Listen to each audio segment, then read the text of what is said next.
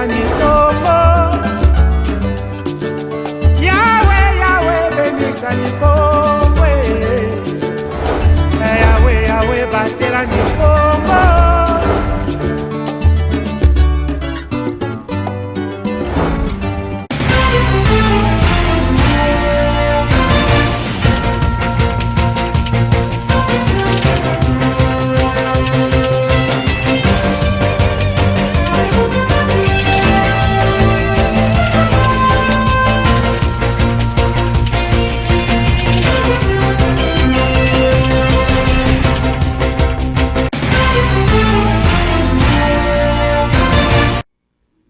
C'est l'heure de vous informer, mesdames, messieurs, bienvenue à cette édition du journal télévisé.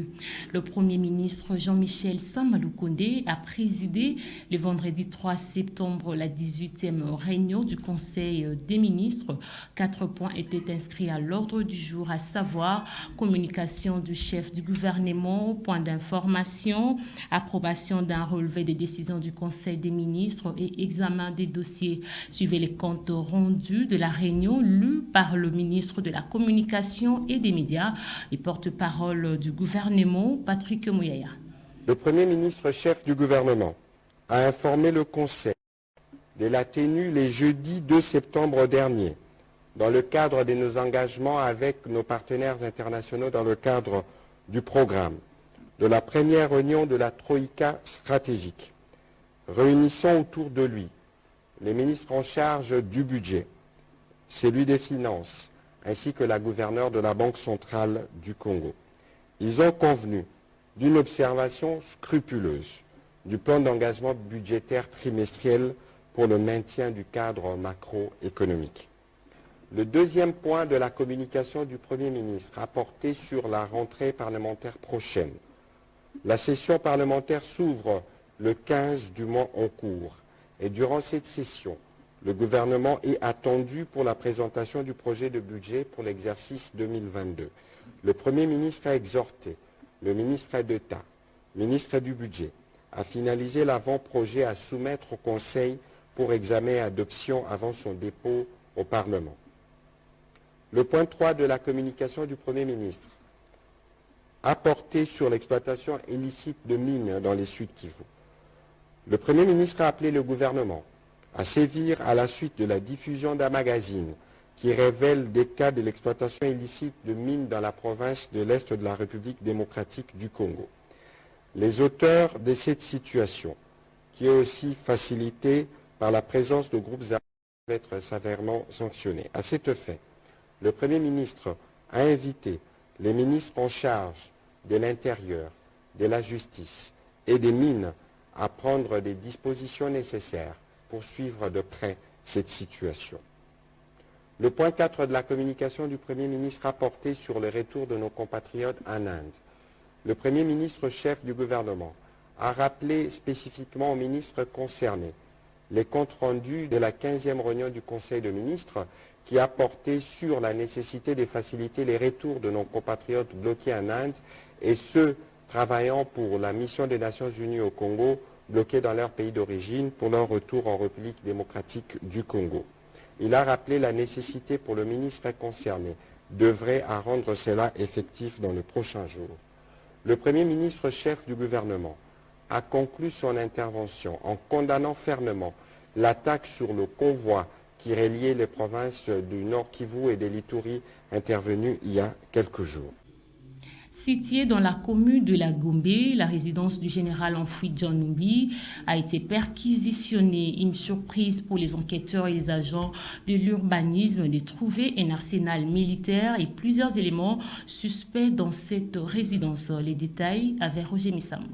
Tout un arsenal militaire pouvant équiper tout un bataillon de guerre avec les armes à feu de toutes sortes. L'existence de cet arsenal n'a jamais été connue par le ministère de la Défense, le ministère de l'Intérieur ou encore le chef d'état-major des forces armées de la République démocratique du Congo. Outre ces équipements militaires, une pièce cachée a été découverte dans la résidence du général John Numbi. Cette chambre dispose d'un lit d'hôpital, d'un congélateur qui dégageait des odeurs de corps humain. On y trouve également les copies de plusieurs dossiers judiciaires d'assassinat, dont celui du fait président Mouzé Kabila, le massacre des fidèles de Bundudia Congo, l'assassinat de l'activiste des droits de l'homme Floribert Chebeya et son chauffeur Fidel Bazana. On a également trouvé plusieurs autres photos de différentes personnes attachées au mur. Notons que John Numbi, ancien patron de la police nationale congolaise, est introuvable depuis l'annonce de la réouverture du procès sur l'assassinat de Floribert Chebeya et Fidel Bazana.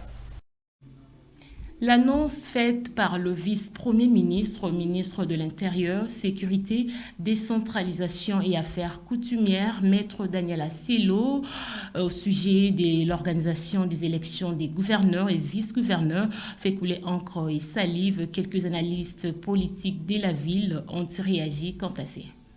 Quand j'ai appris, je savais qu'on allait arriver là, parce que nous connaissons le Bas-Congo. Il y a des gens qui sont derrière cette affaire d'Atou Matouana. Depuis la présentation de sa candidature qui a été combattue par ses collègues candidats gouverneurs de province et puis par un parti politique, le PPRD.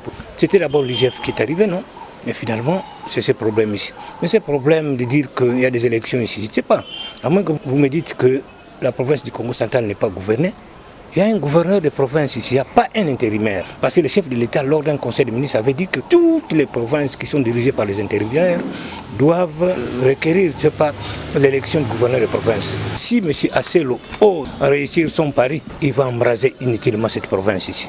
Le gouverneur pourra partir aujourd'hui ou je ne sais pas, n'importe quand, mais Mantezolo ne va jamais remplacer la tête de cette province. Même ceux qui ont vendu de parcelles ici, 180 000 $ pour nuire à Toumatouana.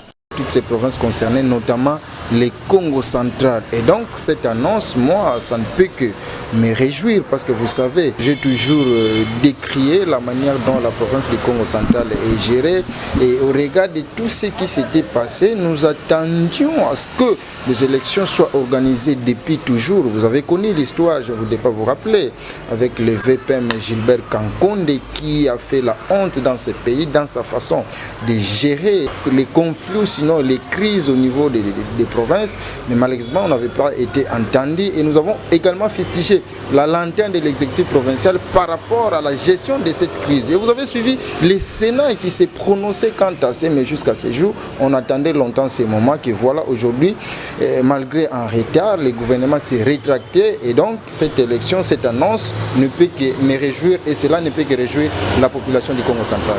C'est là qui pensent que non, voilà, le Congo central ne devait pas être concerné étant donné que le gouverneur est là. Vous avez suivi la Cour constitutionnelle qui s'est prononcée quant à ces. Tous ces faits démontrent qu'à partir du moment où il a été déchu, à partir du moment où la haute cour, la Cour constitutionnelle s'était prononcée quant à ces, je pense que le gouverneur ne pouvait que démissionner. Nous sommes en train de prôner l'état des droits. Si Atou est là, vous n'allez pas dire qu'il est gouverneur des droits ou légitimes, mais il n'est que gouverneur des faits. Et aujourd'hui, l'annonce du vice-premier ministre et donc va dans le sens de l'état des droits en ce que Atou Matouana avait été déjà déchu. Pour le compte de sa vacance parlementaire, la sénatrice Nefertiti Ngundianza, présidente de la fondation qui porte ce nom, a effectué une tournée dans le Congo central profond. Elle a parcouru les 10 secteurs du territoire des Luozi au menu restitution des matières traitées à la session ordinaire de mars et distribution des kits scolaires, produits médicaux et matériaux de construction. Images et commentaires. La rentrée scolaire pointe à l'horizon. En vacances parlementaires, la sénatrice Ngundianza, doublée de sa casquette de présidente de sa fondation éponyme, ne déroge pas à la règle. Distribuer des objets classiques aux élèves en vue de soutenir la gratuité de l'enseignement, vision du président de la République, Félix Tshisekedi. Dans les territoires de Kasangulu, Madimba, Songololo et Luozi, des élèves, environ 2500, reçoivent des sacs à dos, cahiers, crayons et stylos. L'occasion pour beaucoup d'abandonner définitivement les sachets plastiques qu'ils utilisaient pour protéger leurs cahiers. Après l'ouverture du bureau de la fondation Ngundianza Matadi, un autre s'installe à Luozi. Sa construction a été des moments d'apprentissage pour les élèves et enseignants de ce terroir qui manque cruellement d'endroits où concilier la théorie avec la pratique. Pendant 3 semaines, sans répit, la sénatrice Ngundianza parcourt les 10 secteurs de Luozi jusqu'à Miabi, dans le secteur de Balari, frontalier au Congo-Brazzaville, à plus de 150 km du chef-lieu de ce territoire. Elle restitue aux habitants les travaux de la session parlementaire de juin, se met à leur écoute, leur parle de la dangerosité de la Covid-19 et leur remet des masques. Beaucoup bravent la nuit pour la rencontrer.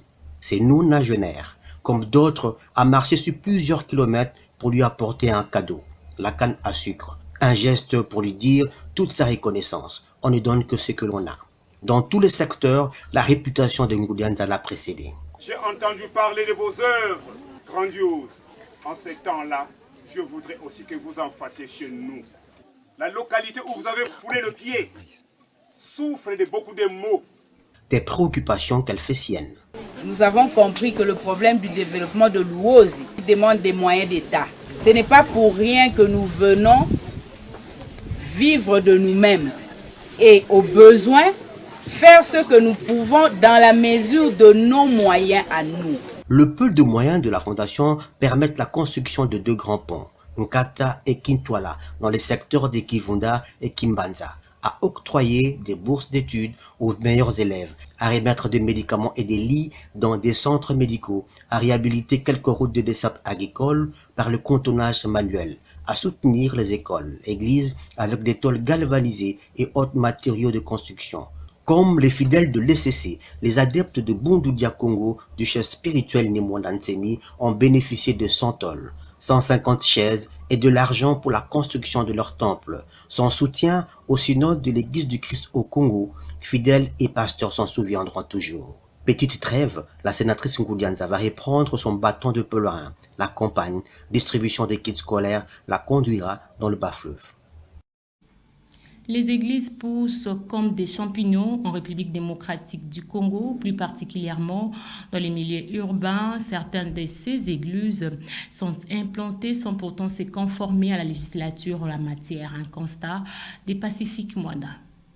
Prolifération des églises en République démocratique du Congo, précisément dans le milieu urbain, depuis plus d'une décennie. Des hangars disséminés tout au long des avenues, sans le moindre respect des règles de la République. Plusieurs parmi elles ne détiennent aucun document du ministère de la Justice, malgré l'effectivité de l'implantation. En plus de cela, plusieurs autres griefs sont mis à charge de ces associations sans but lucratif. Tapage nocturne, auteur de la montée en puissance des enfants de la rue suite à certaines prophéties, escroqueries, la liste n'est pas exhaustive. Et bien que garantie par la Constitution, tout responsable d'une religion devrait se conformer aux exigences de la loi organique régulatrice de ces secteurs. Maître Roger Nimi, directeur de cabinet du ministère provincial de la Justice, parle des conditions d'agrément. Parce qu'une association confessionnelle ou non ne peut pas fonctionner s'il n'a pas d'abord une personnalité juridique. À part la personnalité juridique, si elle n'a pas la personnalité juridique, cette association peut encore se doter d'une autorisation provisoire de fonctionnement du gouverneur des provinces. Pour assainir ces secteurs, un recensement est prévu dans les prochains jours. Le constat ayant été fait, le ministre provincial de la Justice a pris une mesure de faire recenser pas seulement les associations comme Église, mais toutes les associations sans but lucratif, à caractère confessionnel ou non. Pas plus tard que l'avant-hier, le ministre venait de signer une lettre. Cette lettre s'adresse au bourgmestre de 2 villes, Matadi et Boma. À travers cette lettre, le ministre provincial venait d'initier une commission qui va recenser ces associations à travers toute la province du Congo central, qu'on va déjà commencer à recenser à partir de ce lundi. Le but de ces recensements, c'est quoi? Nous voulons un peu faire à peu près une cartographie de toutes les églises pour savoir dans la province du Congo central, il y a combien d'associations à caractère confessionnel ou non confessionnel. Au-delà de nos frontières, en Chine, en cette période, en cette rentrée scolaire, la pensée des Jinping s'impose désormais à l'école en vue de faire des jeunes de parfaits militants du PCC chinois.